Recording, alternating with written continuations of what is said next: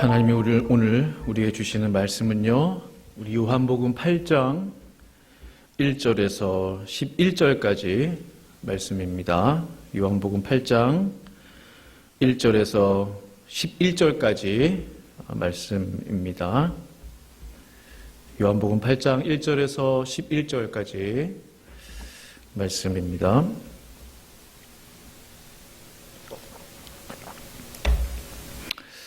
찾으신 줄 알고 저와 함께 교도하시겠습니다. 예수는 감난산으로 가시니라.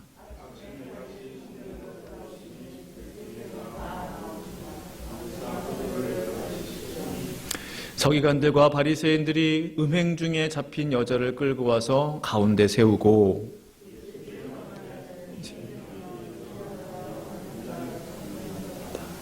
모세는 율법에 이러한 여자를 돌로 치라 명하였거니와 선생은 어떻게 말하겠나이까?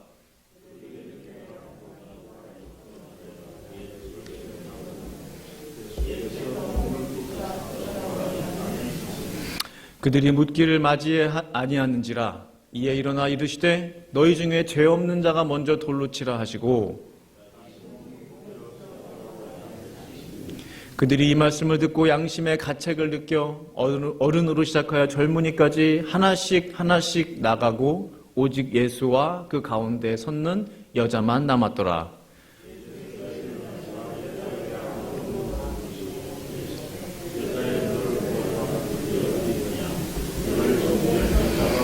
같이 있습니다. 대답하되 주여 없나이다. 예수께서 이르시되 나도 너를 정죄하지 아니하노니 가서 다시는 죄를 범하지 말라 하시니라.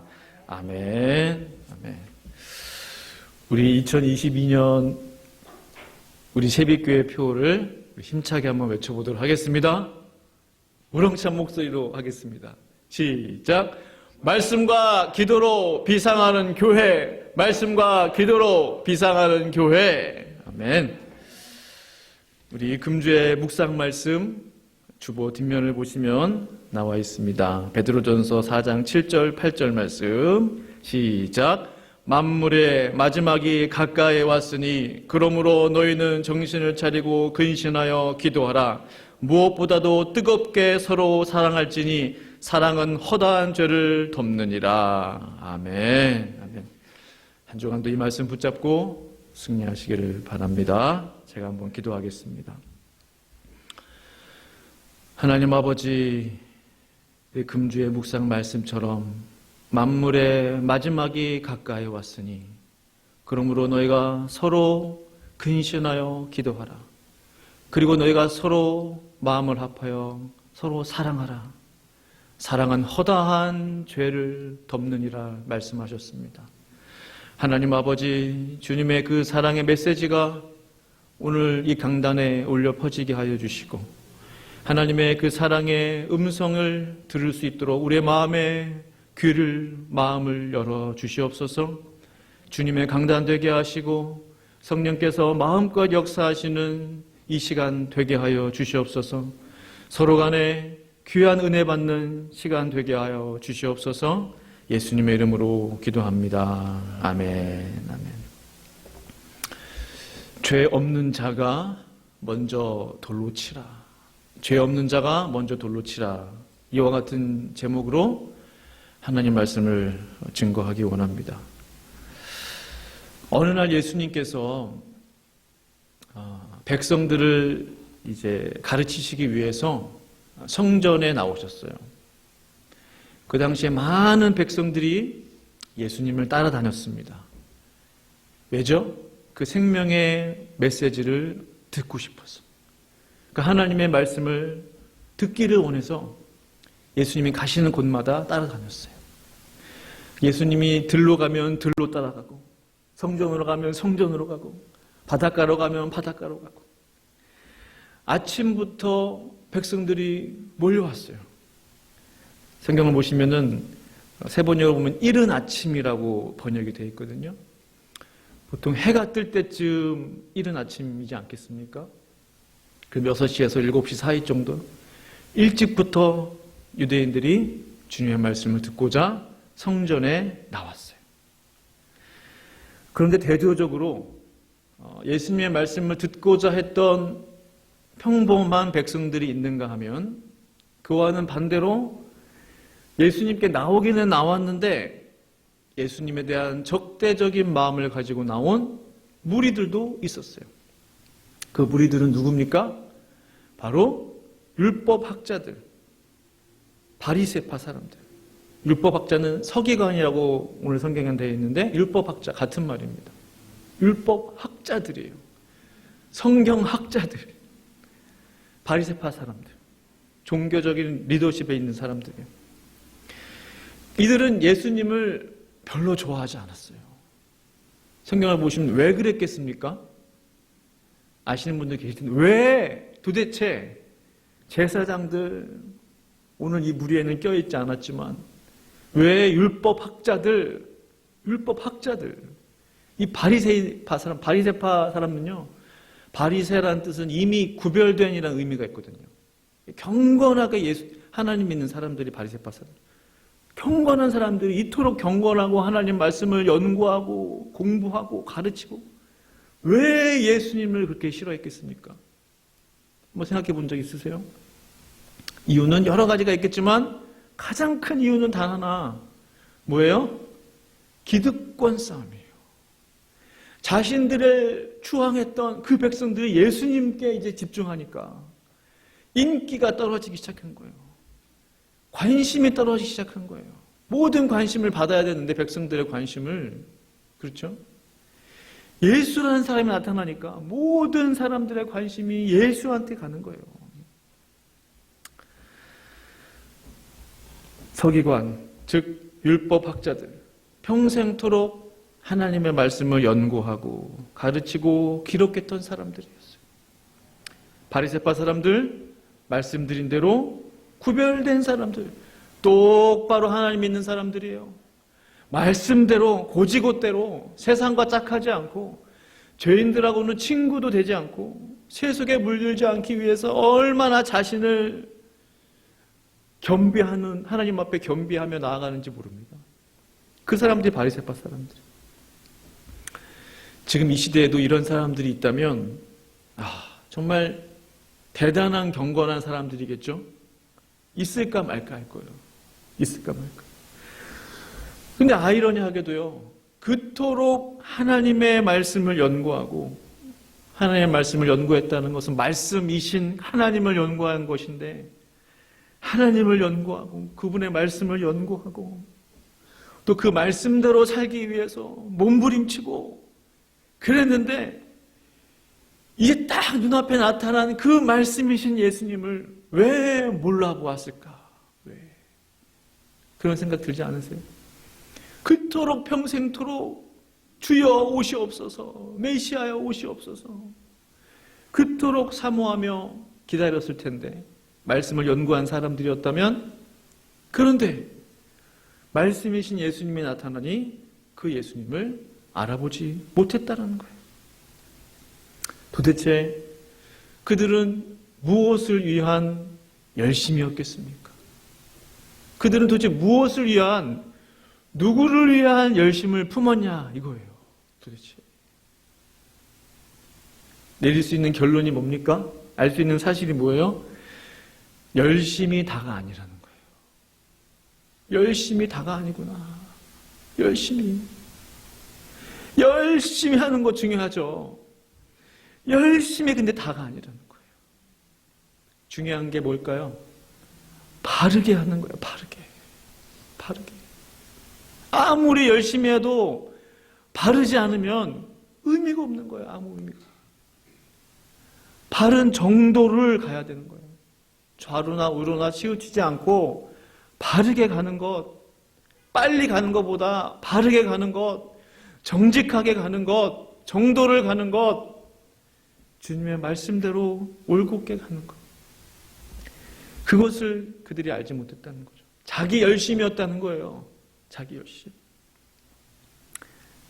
열심, 자기 만족에 빠진 바리새인들, 이 율법학자들, 이 서기관들이죠. 예수님 앞에 갑자기 우르르 때로 몰려왔어요.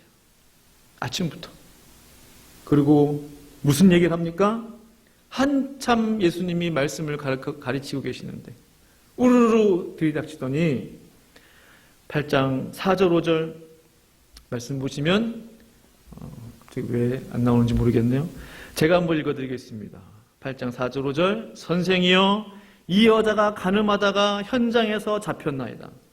모세는 율법에 이러한 여자를 돌로 치라 명하였거니와 선생은 어떻게 말하겠나이까? 라고 그들이 말하는 거예요. 자, 생각해 보세요.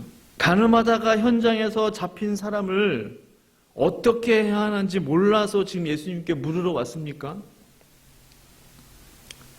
그들이 몰라서 예수님을 물으러 온 것이 아니에요. 하나님이신 주님을 몰라보고 지금 예수님을 시험하기 위해서 그들이 몰려왔다는 사실입니다. 시험하기 위해서. 뭐라고 말씀하시려나? 뭐라고 말하려나? 참으로 두렵고 떨리는 일입니다. 말씀이신 주님을 몰라본 것도 큰 잘못이고 죄일 텐데 그 말씀이신 예수님을 말씀으로 시험하고 있는 거예요. 예수 선생은 뭐라고 말하겠습니까? 그들이 정말 중요하게 생각하는 모세의 율법에는 뭐라고 명령하고 있을까요? 신명기 22장 22절에서 24절까지 말씀 제가 한번 읽어드리겠습니다. 신명기 22장 말씀인데요. 어떤 남자가 유부녀와 동침한 것이 드러나거든 그 동침한 남자와 그 여자를 둘 다 죽여 이스라엘 중에 악을 제할지니라. 처녀인 여자가 남자와 약혼한 후에 어떤 남자가 그를 성읍 중에서 만나 동침하면 너희는 그들을 둘 다 성읍 문으로 끌어내고 그들을 돌로 쳐 죽일 것이니 남녀가 간음한 사실이 드러나거든 남자와 여자 둘 다 죽이라고 모세의 율법에는 명령하고 있다는 사실이에요. 그런데 지금 이들은요 여자만을 끌고 왔어요. 한 힘없는 여인만을 끌고 왔어요. 어떻게 돼도 상관없는 돈 없고 백 없고 배경 없는 주변에 도와줄 사람 없는 가련한 여인만을 지금 끌고 왔다는 사실입니다. 이들이 모세의 율법을 정확하게 알았다면 남녀를 같이 끌고 왔어야 되는 거예요. 남자는 어디로 왔습니까? 남자는 이들은 처음부터 예수님을 넘어뜨리기 위해서 이 모든 일들을 계획적으로 아마도 간음의 현장을 꾸며내었을 거예요. 정말로 그들이 의로운 분노 때문에 의분 때문에 범죄한 이 사람을 데리고 왔다라면 남녀를 같이 데리고 왔어야죠. 동시에. 그렇지 않았다는 거예요. 돌로 맞아 죽든 뭐하든 상관없는 가련한 힘없는 이 여인을 끌고 왔다는 거예요. 또한 생각해 볼 부분이요. 이 바리새인과 서기관들이 한날 한시에 아침부터 동시에 몰려왔다는 거. 뭔가 좀 이상하지 않나요? 이것을 어떻게 그들이 현장에서 발견을 했을까? 그들이 뭐 우연히 지나가다가 그것을 뭐 발견했겠습니까? 평범한 사람들은 어디 갔냐는 거예요. 바리새인과 서기관들 아닌 그 외의 사람들은 어디 갔냐는 거예요. 유독 바리새인과 서기관들이 동시에 같이 몰려와서 예수님께 지금 이 시험거리를 주고 있다는 사실입니다. 형사들도 아니고 잠복해 있다가 그 현장을 덮친 것도 아니고 아무래도 이들은 분명히 예수님을 넘어뜨리기 위해서 이 모든 것들을 계획했다는 사실입니다. 예수님이 이제 궁지에 몰리게 됐죠. 이 어떻게 해요 이제 판결을 내려야 되는데 예수 선생 뭐라고 말하겠습니까? 했는데 이 말씀 과거에 들어보셨을 거예요. 과거에 설교로.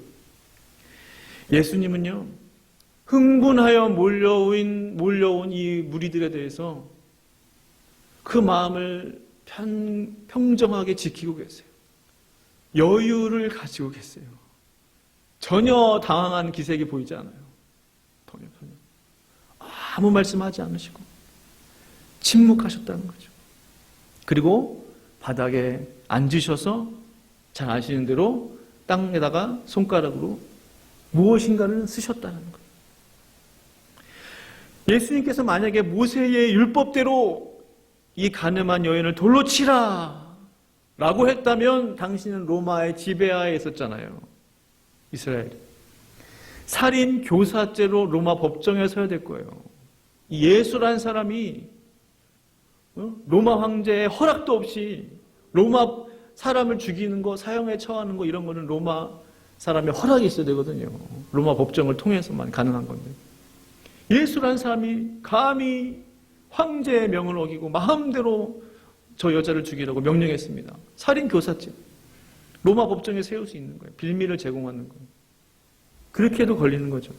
반대로 이 여인을 용서해 주어라 라고 했다면 모세의 율법을 어긴 이 예수가 어떻게 우리들의 선생이 될 수가 있겠냐? 절대로 될 수 없다. 모세의 율법을 어긴 사람은 메시아일 수 없다.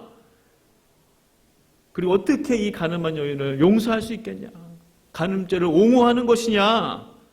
유대인의 그 종교 재판을 회부가 됐을 거예요, 예수님. 이러지도 저러지도 못하는 상황이지 않습니까? 그러나 우리 예수님은 평정심을 유지한 채 전혀 당황하지 않으시고 오히려 몸을 굽혀 땅에다가 무엇인가를 쓰셨다. 무엇을 쓰셨는지는 아무도 모릅니다. 얼마나 많은 추측들이 있는지 몰라요. 상상들이 있는지 몰라요. 그런데 저는 이 예수님의 침착한 모습을 보게 됐어요. 아침부터 생각지도 않은 이 위기잖아요. 위기. 말을 하라고 해서 말은 하긴 해야 되겠는데 우리 같으면 뭐라고 말하겠습니까? 우리 혼자인데 나 혼자인데 우르르 사람들이 때로 몰려와서 당장 문 목사 말을 해. 이 일을 어떻게 하면 좋겠는지 말을 해. 지금 하면 얼마나 제가 당황하겠어요. 좀 진정들 좀 하시고 좀 앉아서 얘기합시다 하면서 엄청 당황했어요. 그런데 우리 예수님은 참으로 마음이 넓으시고 참으로 대인배세요. 전혀 아랑곳하지 않고 묵묵히 바닥에 앉으셔서 무엇인가를 쓰셨다는 거예요. 아무 말씀 없이. 그러자 둘러선 무리들 지금 흥분해 있잖아요. 말씀 보니까 다그쳤다고 돼 있어요. 다그쳤다. 더욱 다그쳐요. 아니 말하라는 건 말도 하지 않고 지금 땅바닥에다 뭘 쓰고 있는 거야. 분명히 웅성웅성 됐을 거야. 뭐 쓰는 거야? 뭐야? 뭐 잘 보여요? 보이지도 않잖아요. 그 당시 흙이 어떤 흙인지는 모르지만 바닥이 그걸 손으로 이게 되겠습니까? 나무 막대기로 세게 해야 글씨가 좀 새겨지잖아요. 손가락으로 쓰셨으면 얼마나 그거를 세게 하지 않는 이상 이렇게 정상적으로 이렇게 봐야 보일 정도일 거예요. 분명히 무엇인가 쓰셨다면. 도대체 뭘 쓰는 거야? 잘 보이지 않는데 뭐 쓰는 거야? 웅성웅성 되면서 빨리 말해봐요. 예수 선생 빨리 말해보라고 하면서 다그치기를 시작했어요. 그러자 예수님이 비로소 자리에서 일어나셔서 말씀하셨다고 기록합니다. 세번역 8장 7절 말씀 보시면 그들이 다그쳐 물으니 예수께서 몸을 일으켜 그들에게 말씀하셨다. 그 말씀이 뭐예요? 너희 가운데 죄가 없는 사람이 먼저 이 여자에게 돌을 던져라. 너희 가운데 죄가 없는 사람이 있느냐? 그렇다면 먼저 이 여자에게 돌을 던져라. 이미 어쩌면 그들의 손에 돌이 들려 있었던 것 같아요. 사랑하는 성도 여러분, 이 주님의 말씀이 무엇을 의미하겠습니까? 너희들도 모두 똑같은 죄인들이면서 누구의 죄를 따지기 위해서 이처럼 몰려왔느냐? 너희 마음속으로 이미 같은 죄를 범하고 있으면서 이미 마음속으로 같은 죄를 짓고 있으면서 온갖 지저분한 생각들을 마음속으로 다 하면서 겉으로만 거룩한 척함으로 내 앞에 나와왔느냐? 정말로 너희 가운데 죄가 없는 사람이 있느냐? 그 의인은 나와서 이 죄인에게 돌을 던져라 하는 거예요. 너희 가운데 정말 죄가 없는 사람이 있느냐? 의인이네. 그 의인은 당장 지금 나와라. 그리고 이 서 있는 이 여자에게, 이 죄인에게 돌을 지금 던져라. 그러나 그들 가운데 의인은 없습니다. 그렇죠. 그렇다면 죄인이 죄인에게 돌을 던지는 꼴이 돼요. 죄인이 죄인에게 돌을 던지는 모양새가 됩니다. 그러면 그 죄인은 또 다른 죄인으로부터 돌을 맞을 수밖에 없어요. 그런 생각 들지 않으세요? 죄인이 죄인을 향해 돌을 던질 수 있다면, 그러면 돌 던진 그 죄인을 향해 또 다른 죄인이 돌을 던질 수 있다는 거예요.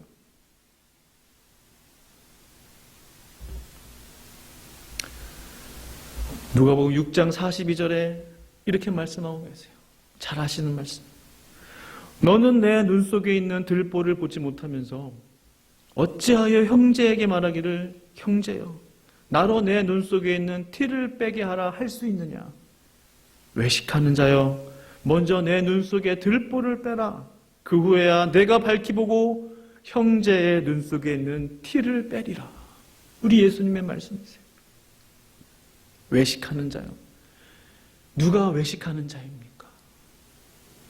이 말씀에서 누가 외식하는 자예요?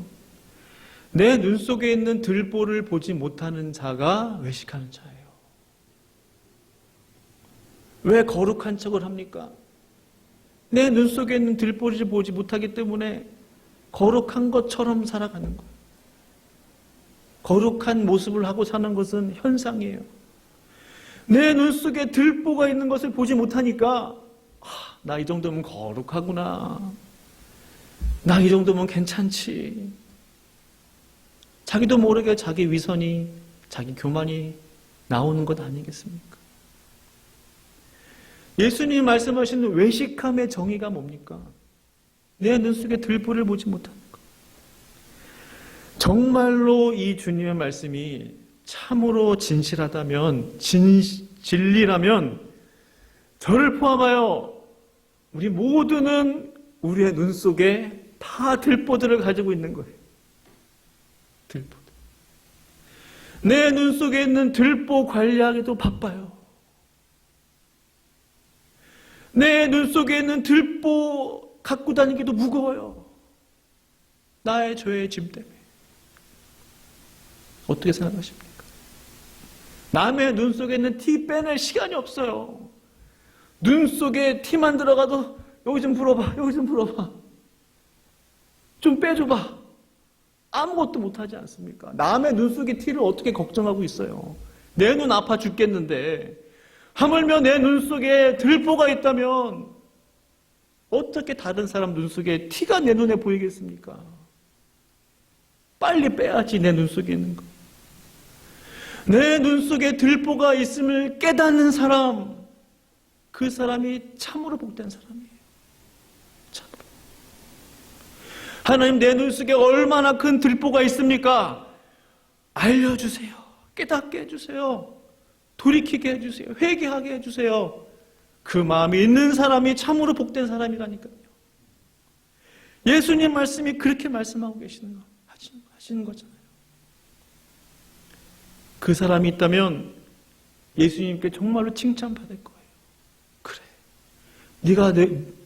너가 누구인지를 잘 아는구나. 네가 죄인인 것을 네가 잘 아는구나. 내가 내 죄를 용서하리라. 내가 내 죄를 사하여 주리라. 그 말씀 듣지 않겠습니까? 주님, 내 눈 속에 들보가 어디 있습니까? 내 눈 속에 뭐가 있다는 거예요? 주님 뭐라고 말씀하시겠어요? 그래? 네 스스로 의인이라고 말하고 있구나.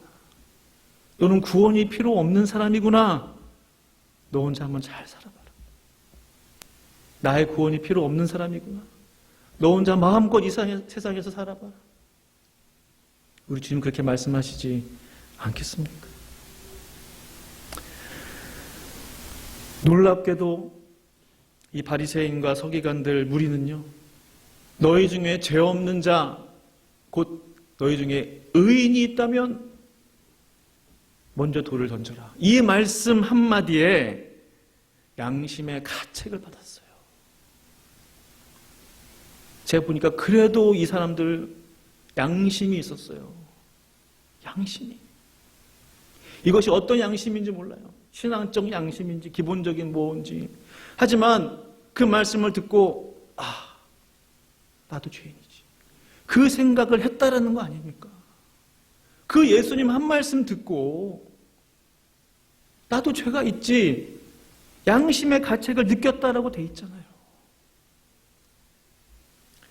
우리 모두가 바리새인과 서기관들 공동체적으로 우리 모두에게 죄가 있구나 라는 사실을 양심적으로도 깨달았다는 거예요. 우리 모두는 사실 구원받은 죄인 공동체입니다. 구원받은 죄인 공동체. 주님이 우리를 의롭다 하시지 않으면 절대로 의로워질 수 없는 구원받은 죄인 공동체.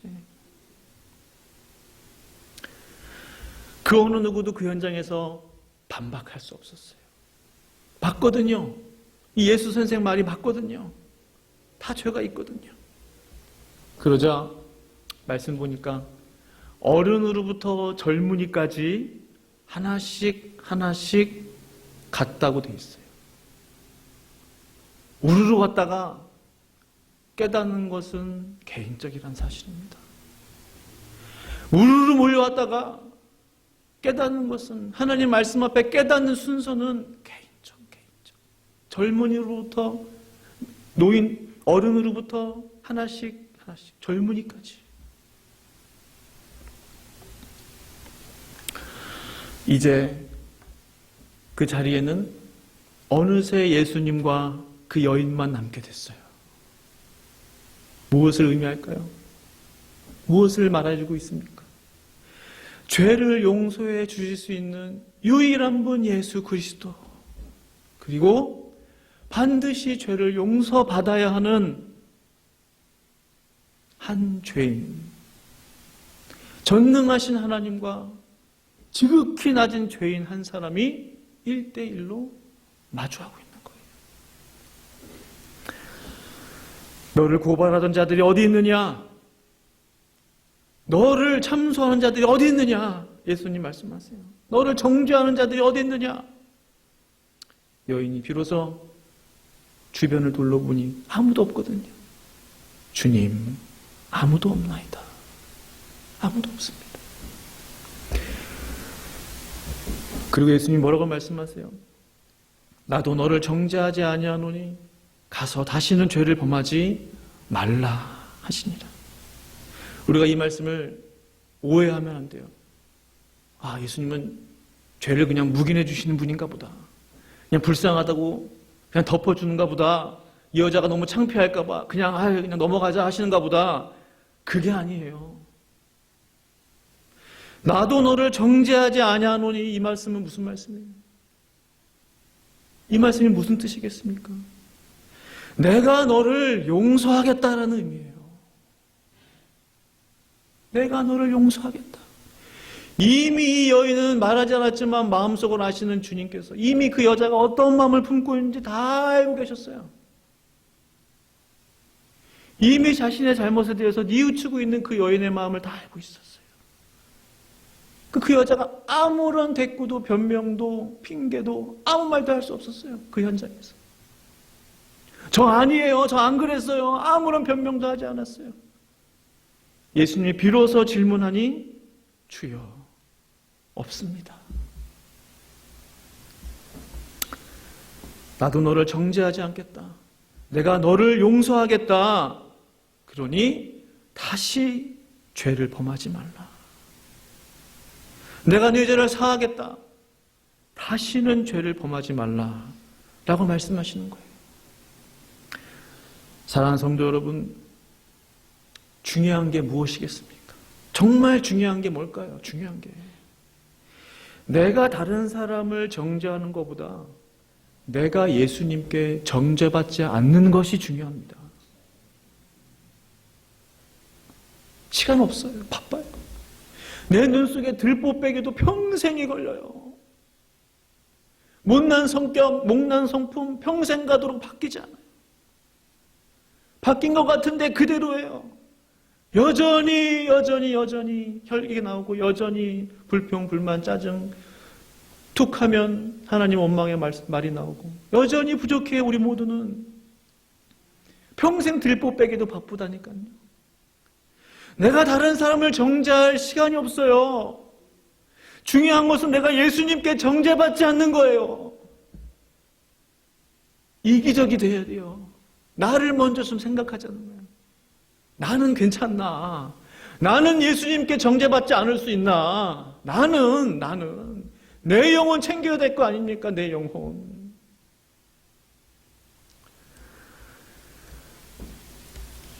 내가 다른 사람을 정죄할 때 나에게도 똑같은 죄가 없는지 스스로 살피는 것이 그래서 중요합니다. 만약 내가 다른 사람이 범하는 죄와 같은 죄를 짓고 있다면 나는 누구에게 정죄받겠냐는 거예요. 아까 말씀드렸죠. 또 다른 누군가가 나를 정죄하는 거 아닙니까? 그것이 아니라면 예수님이 나를 정죄하실 수 있는 거죠. 예수님이. 로마서 2장 1절 이렇게 말씀하고 계세요. 그러므로 남을 판단하는 사람아 누구를 막론하고 내가 핑계하지 못할 것은 남을 판단하는 것으로 내가 너를 정죄함이니 판단하는 내가 같은 일을 행함이니라. 그날에는 로마서 2장 타이틀은 하나님의 심판이에요. 성도 여러분 성경 보시면 마지막 날 하나님의 심판대에 하나님의 심판대 앞에 섰을 때에 하나님이 나를 정죄하는 것이 아니에요. 천사들이 나를 정죄하는 게 아니에요. 사탄이가 와서 너 죄 있지라고 정죄하는 게 아니에요. 내가 나에 대해서 정죄한다는 거예요. 네가 너를 정죄한다고 말씀하고 계세요. 내가 나를 향해서 돌을 던진다는 거예요. 이 얼마나 안타까운 이야기입니까? 얼마나 슬프고 안타까운 이야기. 내가 죄인입니다 하면서 나에게 돌을 던진다는 거예요. 모든 사람들이 보는 앞에서 나는 죽일 놈입니다. 마땅히 죽어야 할 사람입니다. 라면서 스스로 자기 죄를 토설하면서 고백하면서 자신에 대해서 돌을 던지는 모습인 것이죠. 성도 여러분, 말씀을 마무리하기 원합니다. 우리의 삶 가운데 여러 가지 일들이 있습니다. 우리의 가정이나 우리의 삶 속에 혹은 우리 교회 안에서 이때 우리가 해야 할 것이 무엇입니까? 이때 우리가 취해야 할 나의 모습은 어떤 모습이어야 하겠습니까? 나 자신을 돌아보는 거예요. 하나님 앞에 나는 괜찮나? 하나님 저는 괜찮습니까? 하나님 앞에 저는 바르게 가고 있습니까? 하나님 제 신앙에는 문제가 없습니까? 나의 부족함은 없습니까? 내 허물은 없습니까? 내 죄는 없습니까? 주님. 하나님 앞에 나아가는 거예요. 겸손히 하나님 앞에 내 자신을 돌아볼 때 주님께서 이 여인에게 하셨던 그 말씀, 나도 너를 정죄하지 않겠다. 이 말은 뭐라고 그랬죠? 나도 내가 네 죄를 용서하겠다. 다시는 죄를 범하지 말라. 이 음성 들을 수 있게 된다는 사실입니다. 하나님 앞에 겸손한 심령을 가지고 우리의 자신을 돌아보고 우리의 영혼을 돌아보는 귀한 시간 되기를 간절히 축원합니다. 함께 기도하시겠습니다. 기도하실 때 말씀 생각하시면서 우리 합심으로 기도하실 때 하나님 내 눈 속에 있는 들보는 없습니까? 하나님 앞에 설 때에 나의 부족함은 없습니까? 하나님 아버지 내 영혼을 먼저 돌보게 하여 주시옵소서. 다른 사람을 향한 손가락, 사실은 나머지 세 손가락은 나를 향하고 있다는 사실, 하나님 내 자신을 하나님 앞에 돌아보며 나아가기를 원하오니 주여 말씀하여 주시옵소서. 우리 함께 이 시간에 주님 앞에 기도하며 나아갑니다. 거룩하신 아버지 하나님 감사합니다. 하나님 아버지 주님께서 죄 없는 자가 먼저 돌로 치라고 우리 주님 말씀하셨습니다. 그러나 이 땅에 하나님 아버지, 죄 없는 자가 어디 있겠습니까? 모든 사람이 죄를 범하였음에, 모든 사람이 죄를 범하였음에 하나님의 영광에 이르지 못하겠다고 우리 주님 말씀하셨는데, 주여 하나님 앞에 의인인 척하지 않게 하시고 우리의 연약함을 고백하게 하시고 하나님 앞에 여전히 하나님 아버지 죄의 영향력 아래 있음을, 이 땅에 사는 동안 여전히 우리는 수시로 죄의 유혹 아래 있음을 하나님 고백하며 나아갑니다. 주여 나의 자신, 우리 자신을 돌아보게 하여 주시옵소서. 하나님 주님의 긍휼과 주님의 자비를 내려 주시옵소서. 불쌍히 여겨주시고 우리 마음에 겸손한 심령을 허락하여 주시옵소서. 주님 감사합니다. 주님 감사합니다.